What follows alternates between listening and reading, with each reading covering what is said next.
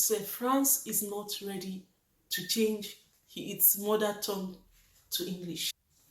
Hello, welcome back to my channel. So, my name is Ife, and I'm a Nigerian living in France. Today, I will be talking on the topic what the French would love foreigners to understand.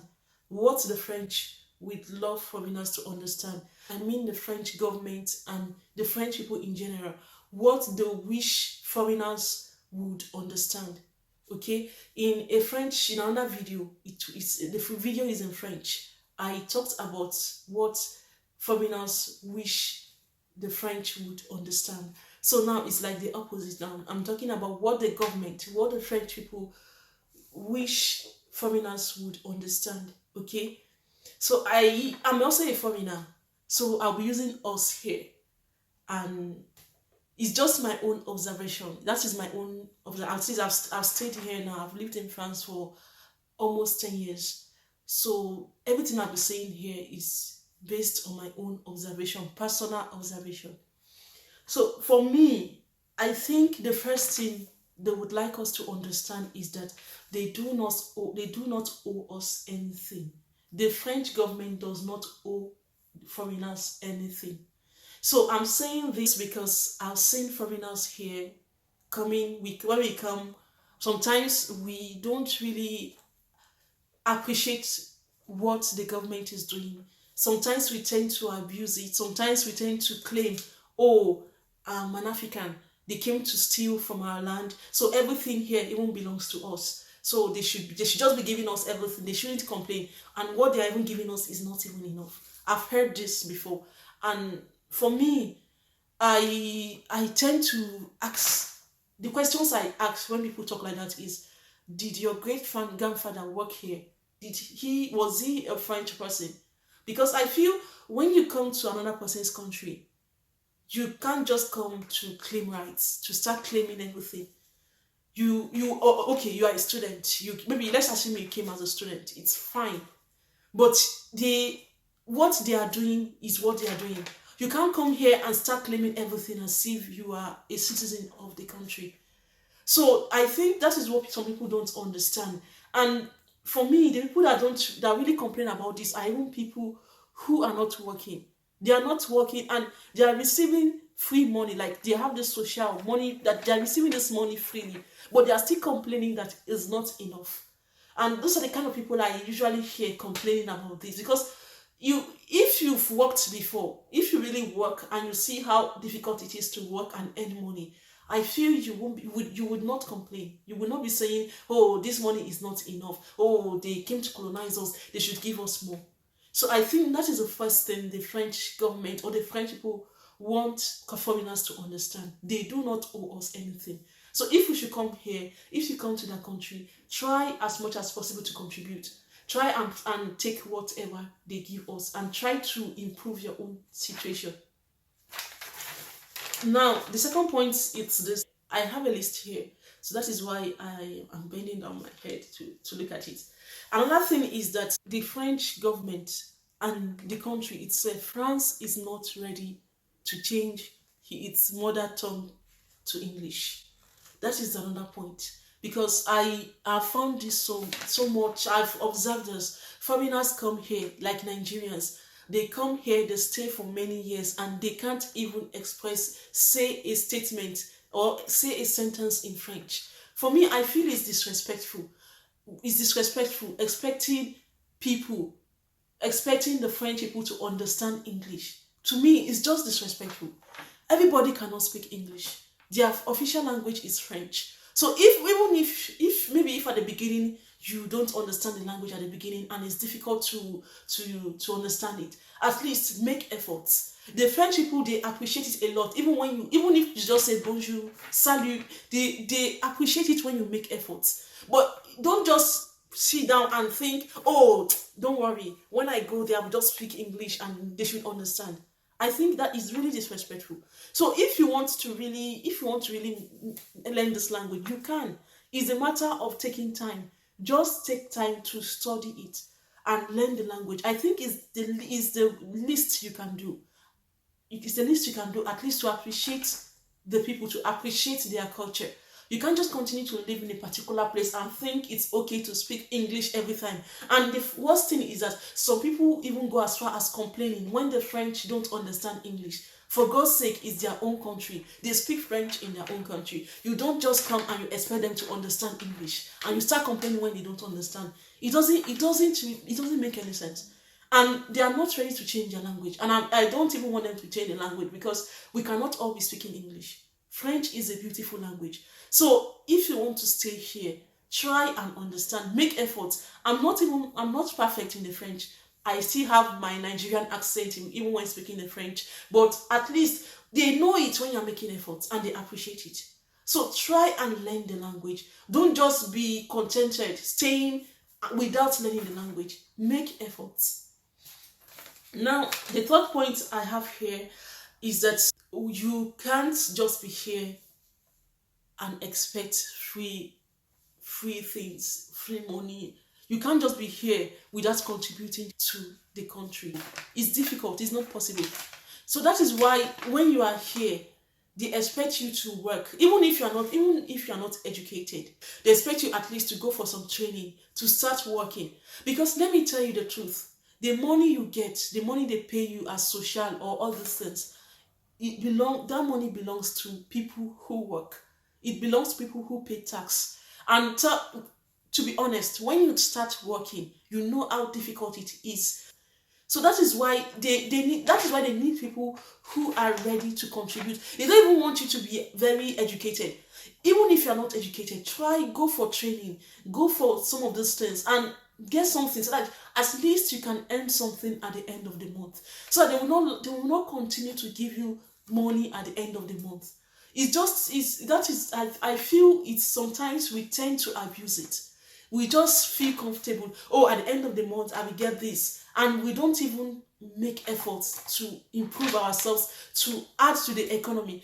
When I came here as a student, the first thing I observed is that when you come as a student, you have CAF. Irrespective of your nationality, when you come to France as a student, you are entitled to CAF. The only exception is when maybe you rent an apartment or a place that is not eligible for the offer.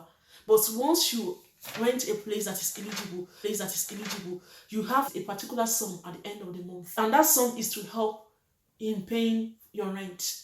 So like now, for example, if your rent is like 400 euros, CAF can pay you like, I don't know, because it's been long I've received it, they can pay you like, let me just say 180, 190. So it will be that at the end you'll be paying something like 210, 220, which is something tangible. It's something tangible. So when I came and I was receiving that, I was happy. I was like, oh, this is really good. This is really a good idea. And then there are other things that little things that they also pay to help students. So after everything, for me, what I felt was that, oh, let me just finish. Let me also start working so that I can contribute to the economy. Let me not just be, I'm receiving. Let me also contribute. And today I'm happy that at least the little work I'm doing is also contributing to the economy of the country. So I feel that should be the desire of every foreigner here.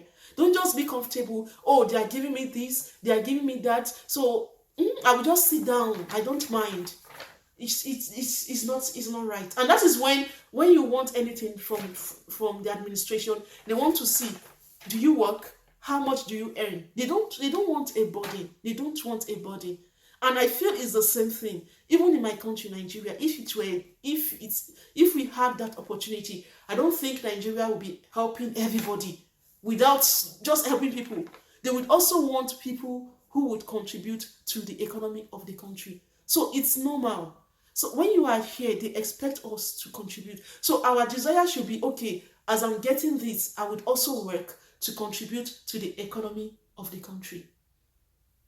Now, another point that I'd like to share is the case of asylum. This is quite controversial, but I just feel that it's not worth it coming here to lie about Nigeria just because you want to get a passport, just because you want to get papers. Really, I find it's quite difficult discussing this point because people would say, oh, it's because you came and you had papers. That is why it's so easy to judge others. But I'm not trying to judge people. I'm not here to judge anybody. But what I'm just trying to say is that coming here to exaggerate, to say everything negative about Nigeria just because you want paper will not help you at the end. Really, it will not help you. Okay, I know there are Nigerians who are suffering, especially those in the north. When that case of Boko Haram happened in Nigeria, I would expect maybe northern people to run here and be asking for asylum. But the people we have here are not from the north. I've never met a northern person in France or even heard of any northern person trying to ask for papers. The people who come here are people from the other parts of Nigeria. And so when they come here, what do? They start creating, they narrate several negative stories about Nigeria just to get papers. And at the end of everything, I usually ask myself, is it worth it? Is it worth it? Because I just feel if you tell people about Nigeria, you tell them, oh, they will not be able to sleep, they did this to me, they will just continue to look down on you. And the French people now, they are even wise now. They no longer listen to cock and bull stories. Now you need to have a complete story. Now they now know that Nigerians, some of them are liars. So they pay much attention now to what people say. So for me, really, it's not worth it to put yourself, bring all your children here, and you start narrating all sorts of stories about Nigeria. And the same you tomorrow, you stand up and say, oh, they start saying, oh, these people are racist. But how would they look down on you when you narrate all sorts of stories about yourself? You tell people, you show people the way you want them to respect you. If you tell people that your country is trash, that there's nothing to write home about your country, tomorrow they are going to disrespect you. Tomorrow they are going to say trash about your country, and you will not be able to say anything. When I listen to Nigerians saying all sorts of things about Nigeria, all in the name of having papers, to me, it's just no. It's just no. To me, I just think it's not a good idea.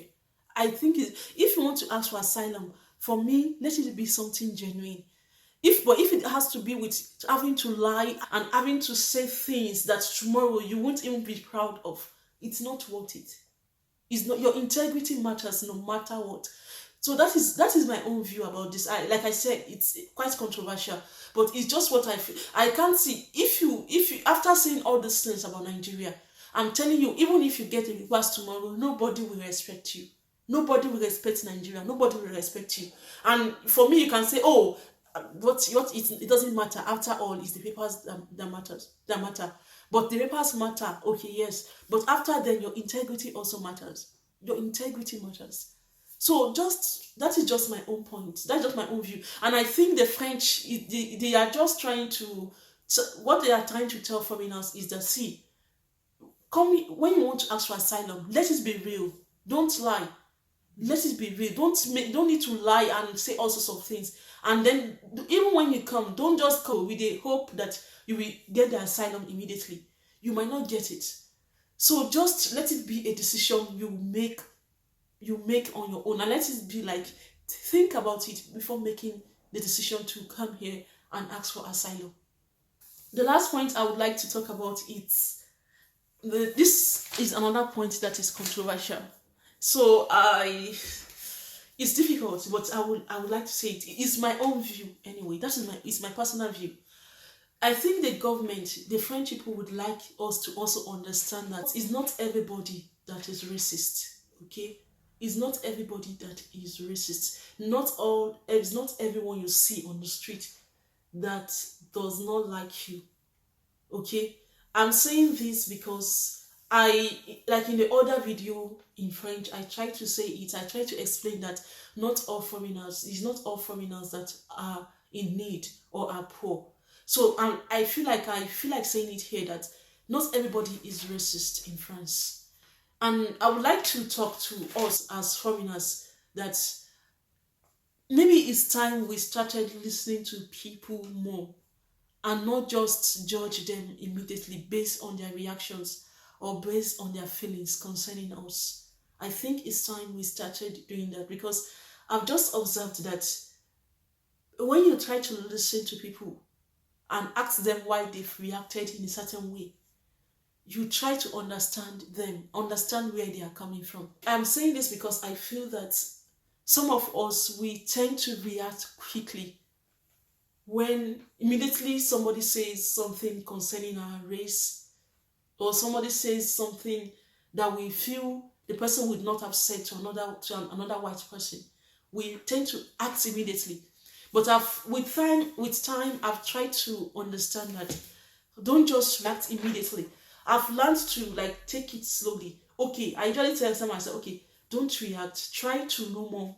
Why? Ask this person, why have you said this? Why would you say this? What did I do to you? Like, when I try to do that, I felt less hurt by somebody's comments, by what someone has said to me. For example, I've observed that some of these people, by default, because of what they've heard about Africa, about the blacks, by default, there are things that is just there are things that are just in them. It's not as if they are racist. They are nice, they can do it, but sometimes what they say, you just think that why would this person say this kind of thing to me? But when you look at their background, it's because of the way they grew up, the way they were raised. It's just like Nigeria. Look at Nigeria. Before I came abroad, I always had this impression that, oh, the white people, when you go out there, things will be fine, everything here is fine, there's no problem, there are jobs, there's money. And that is the mentality that many Nigerians still have today. That is the mentality that there's no poverty here, everybody is doing fine here. It's when you come here that you now discover the real thing.